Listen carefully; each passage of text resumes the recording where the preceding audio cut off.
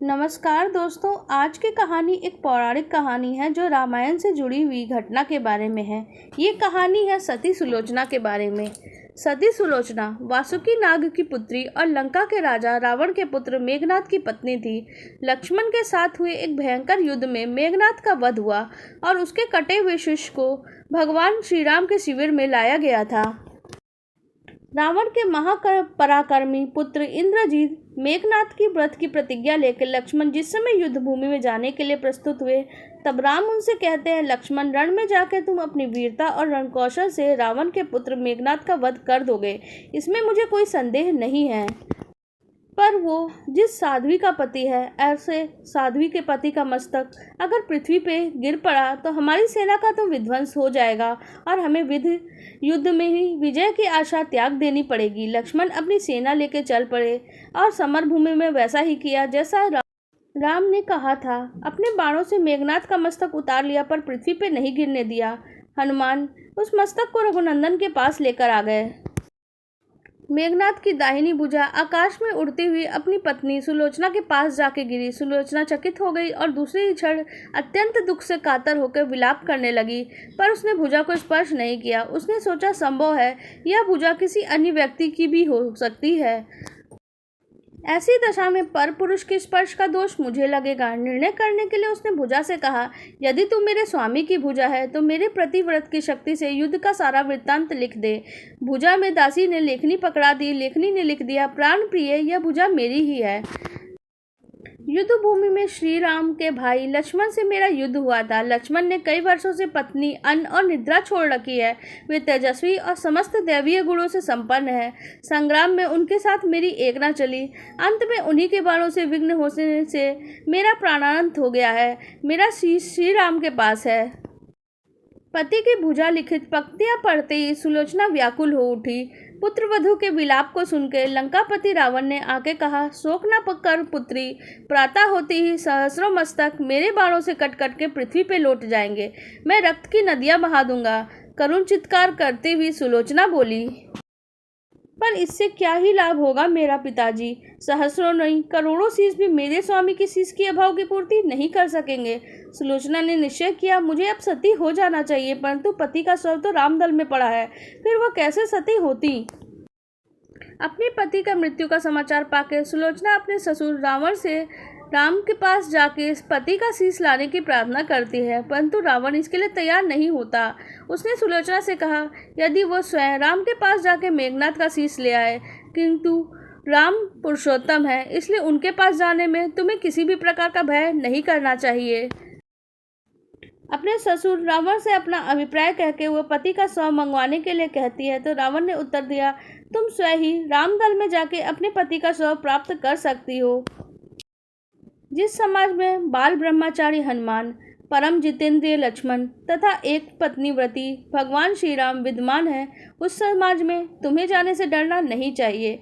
मुझे विश्वास है, इन स्तुत्य महापुरुषों के द्वारा तुम निराश नहीं लौटाई जाओगी।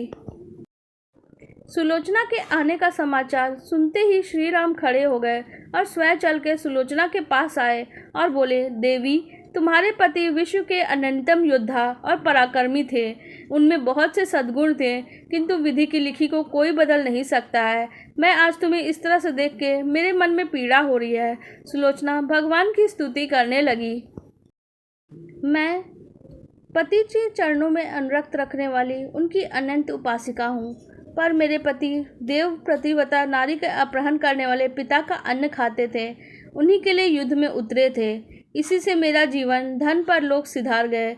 सभी योद्धा सुलोचना को राम शिविर में देखकर चकित थे।